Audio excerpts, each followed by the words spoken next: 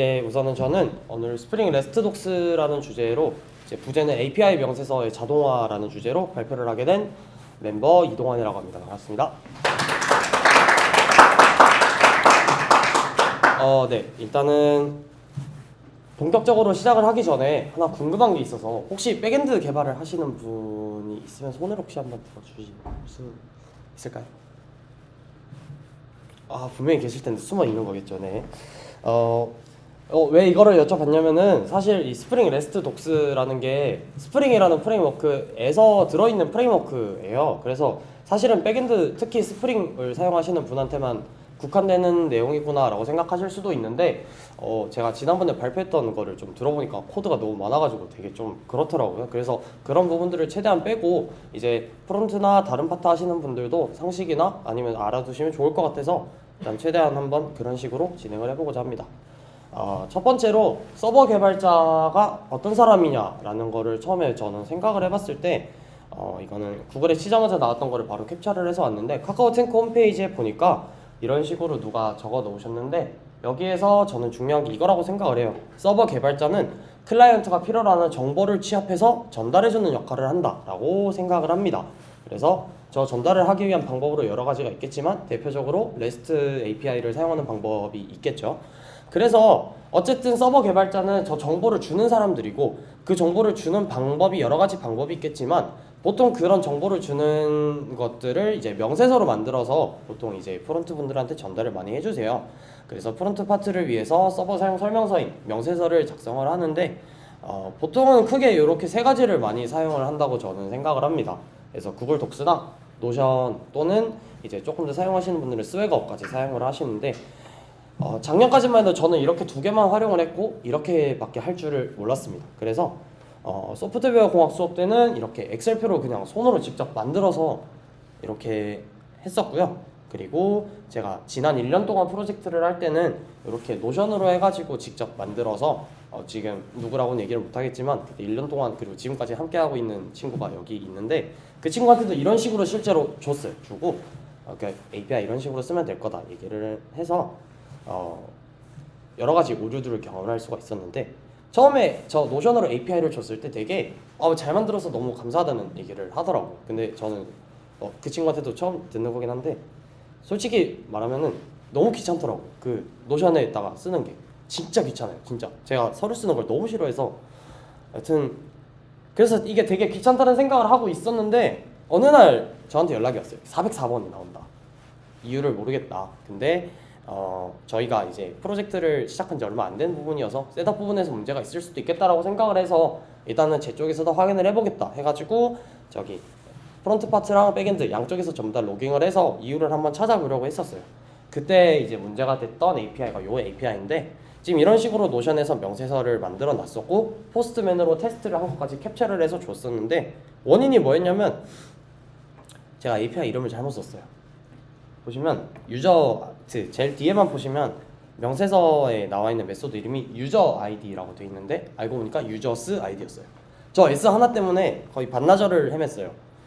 되게 죄송하더라고요. 그래서 되게 신경을 써야겠다라고 생각을 하고 있었는데 이번에는 이런 상황이 또 생겼습니다. 어떠한 메소드에 패스 베리어블로 가는 변수가 있었는데 그거를 헤더로 바꿔달라는 이런 요청이 또 있었습니다.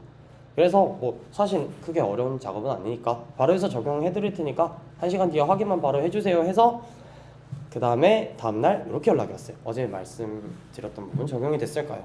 당연히 저는 해놨는데 명세서에는 반영이 돼 있지 않대요.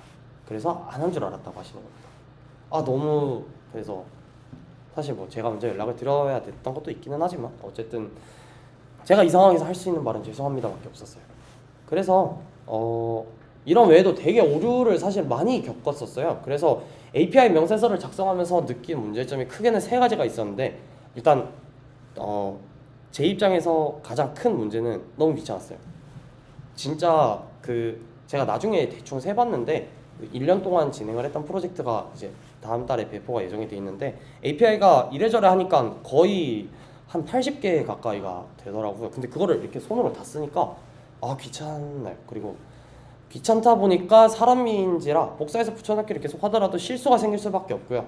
이렇게 하나씩 실수가 생기게 되면은 제가 프론트 파트 팀원이어도 API 명세서가 잘못돼서 내 잘못이 아닌데 안 들어가는 상황이 생기면 되게 화가 날 것 같아요. 그래서 좀 그런 불신들이 저는 이런 것들 때문에 쌓일 수도 있겠다라는 생각을 했었고요. 그리고 마지막으로 아까 두 번째 사례에서 보여드렸지만 서버랑 명세서가 항상 동기화되어 있는 게 아니에요. 서버의 코드를 고치면 제가 명세서를 고쳐야 되는데 뭐 예를 들어 새벽 1시에 작업을 했어요. 그럼 명세서 고치는 거 귀찮아가지고 다음날 해야지 하고 까먹는 경우도 있었거든요. 그래서 이런 문제점들이 있었는데 소프트웨어 공학 수업을 듣다가 팀원 한 분이 스웨거라는 라이브러리를 소개를 해주시더라고요. 이 스웨거가 REST API 문서랑 REST API 명세서를 문서하고 테스트까지 지원을 해주는 라이브러리인데 저도 제가 직접 사용해 본 것은 아니어서 이제 다른 분이 사용하신 걸 가져와 봤는데 이런 식으로 보통 만들어져요. 그래서 이런 웹페이지가 만들어지고 여기 지금 보시면 박스가 하나 보이실 텐데 저희가 지금 이 HTML, 자바스크립트 부분을 작업을 하나도 하지 않아도 어느 정도의 옵션 설정만 해주게 되면은 API를 저렇게 테스트를 할 수가 있어요. 그래서 이 스웨거라는 라이브러리를 썼을 때 가장 장점이 이게 지금 애니메이션을 꺼내서 그냥 한 번에 켜놓고 할게요. 일단 스웨거의 최대 장점은 쉽습니다. 쉽고 API 명세서 페이지를 알아서 서버에서 띄워줘요. 아까 보여드렸던 그 페이지. 그리고 직접 API 테스트가 가능하고 그리고 직접 작성하는 거에 비해서 실수할 가능성이 낮아요. 당연히 노션에다 생짜로 치는 것보다는 실수할 가능성이 낮겠죠. 근데 단점이 일단 지저분해지는 거는 제가 이따 다시 설명을 드릴게요. 그리고 검증 API 명세서가 비록 이러한 방식을 썼다 해도 검증되지 않았고 그리고 문서 역시 지저분해 보일 수 있다는 문제가 있었는데 한번 그냥 직접 보여드릴게요.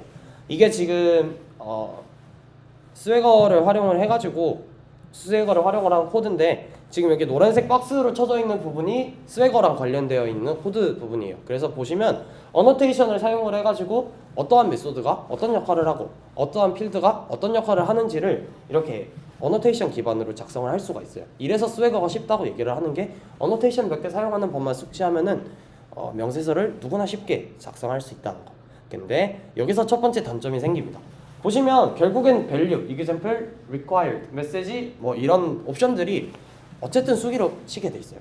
그래서 밑에 있는 여기에 있는 네임에다가 제가 뭐 졸면서 태그의 이름이 아니라 뭐 이메일이라고 써버리면은 잘못된 정보지만 이메일이라고 보여지게 돼버리는 거죠. 이런 첫 번째 문제가 있고요. 두 번째는 어떤 문제가 있냐면 자 지금 여기 컨트롤러 계층에 두 개의 메소드를 갖고 있는 클래스가 하나 있는데 여기에서 스웨거를 적용하면 코드가 이렇게 바뀝니다. 되게 지저분해지더라고요. 보통 저희 클린코드 얘기를 되게 많이 하잖아요. 그리고 클린코드를 만들기 위해서 왜 만들어야 되는지 이런 얘기들을 많이 하고 그런 것 때문에 AOP라든지 이런 개념들도 많이 쏟아지고 있는데 그러한 상황에서 저렇게 어노테이션들을 막 붙이면 코드가 지저분해 보이고 비즈니스 로직을 갖고 있는 코드가 눈에 잘 안 보이는 이런 단점도 조금 있더라고요. 그래서 어떤 식으로 이걸 바꾸면 좋을까 하다가 찾아보니까 스프링 레스트 독스라는 라이브러리를 발견하게 됩니다. 이거는 제가 올해 1월에 스프링 테스트라는 스터디를 진행을 하면서 같이 공부를 했던 라이브러리고요.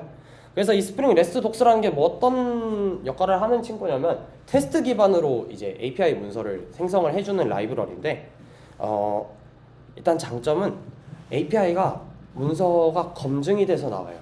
무슨 말이냐면 API 문서에 적혀있는 내용은 절대 틀릴 수가 없습니다. 절대 틀릴 수가 없어요.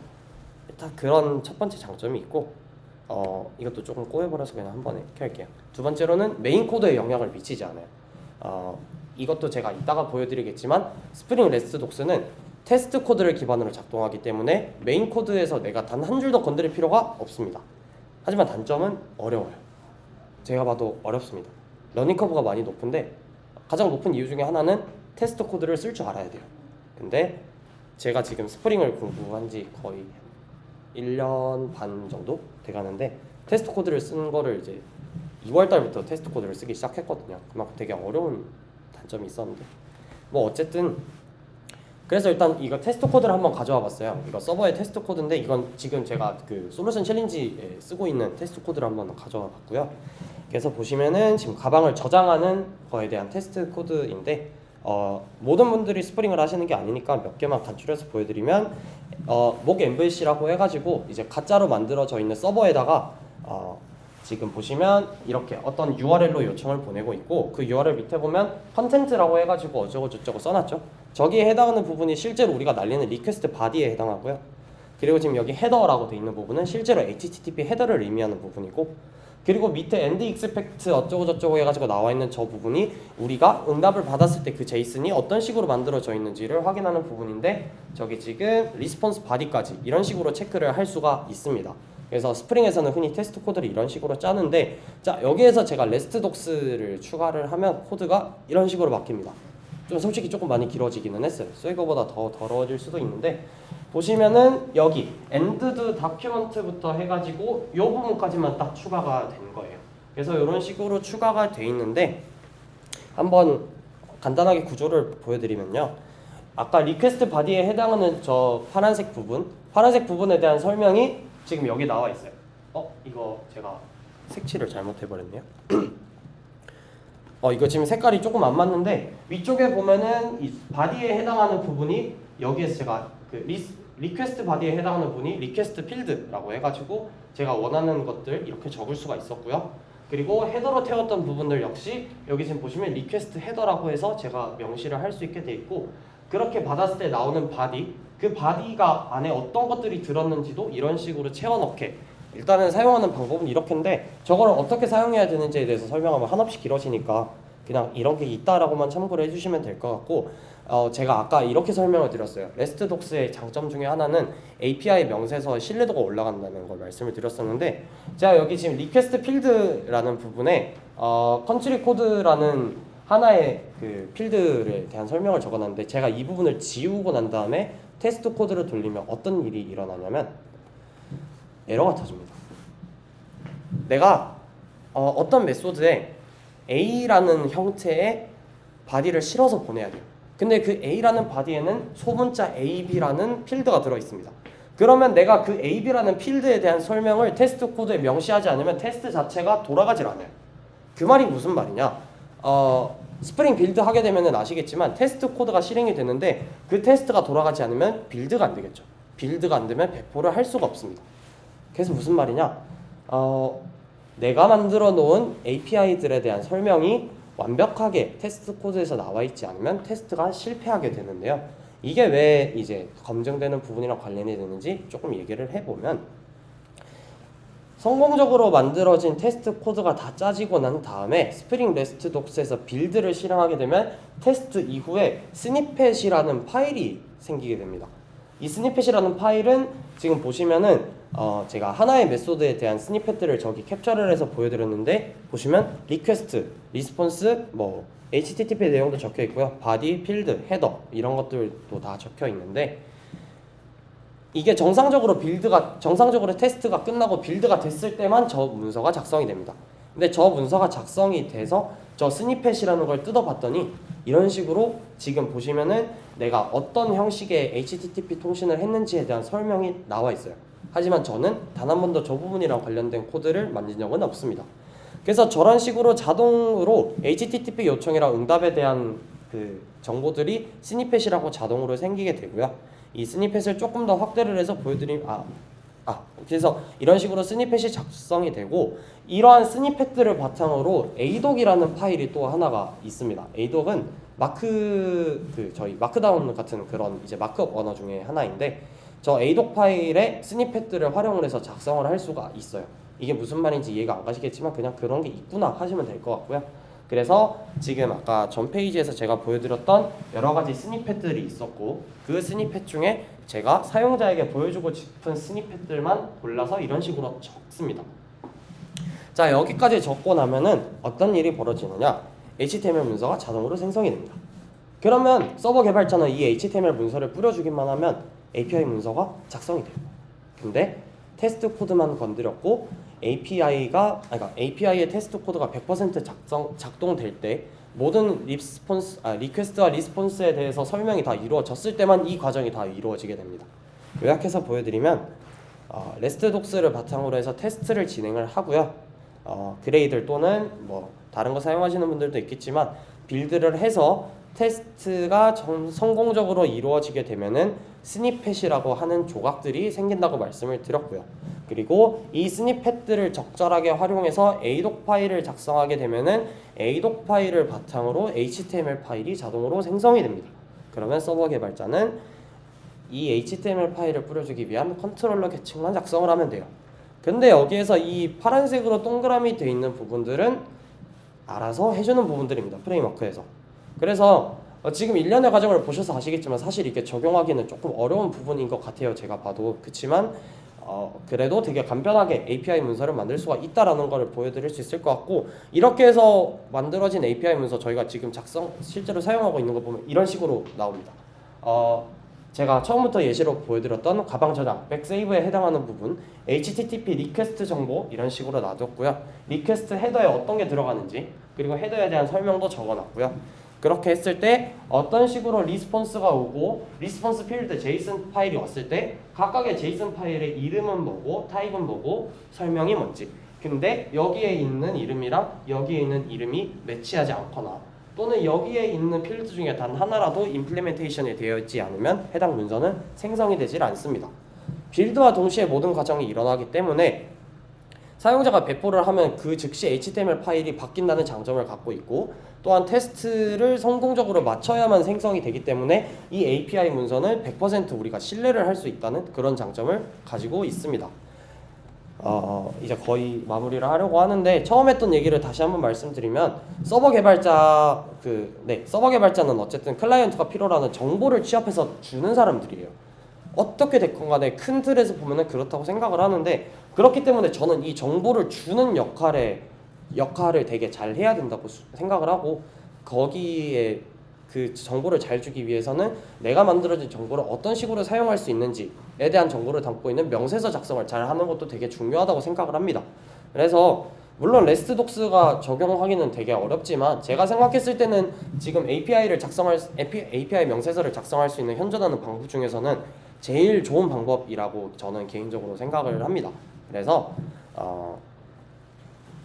서버 개발자라는 역할을 잘 하기 위해서는 저는 레스트 독스가 아니어도 상관이 없지만, 저는 이제 API 명세서가 틀림으로 인해서 신뢰가 잃고 불신이 생긴다든지 이런 것들은 조금 막을 수 있으면 막아야 된다고 생각을 하고, 그래서 여러분들의 역할을 조금 더 잘 수행하기 위해서, 또는 여러분들의 팀의 성과를 올리기 위해서 여러분들이 서버 개발자라면 이러한 프레임워크도 한번 사용해 보시는 것을 적극 권장을 드리고, 만약에 여러분들이 프론트 개발자다, 근데 만약에 우리 팀원이 스프링 프레임워크를 사용한다, 근데 API 명세서가 계속해서 틀린다, 이런 상황이 있을 때는 조심스럽게, 기분 나쁘면 안 되니까 이런 것들도 있으니까 한번 공부해서 적용해 보는 건 어떠냐, 이렇게 해서 조금 더 다들 개발에 있어서 좋은 성과를 낼 수 있었으면 좋겠습니다.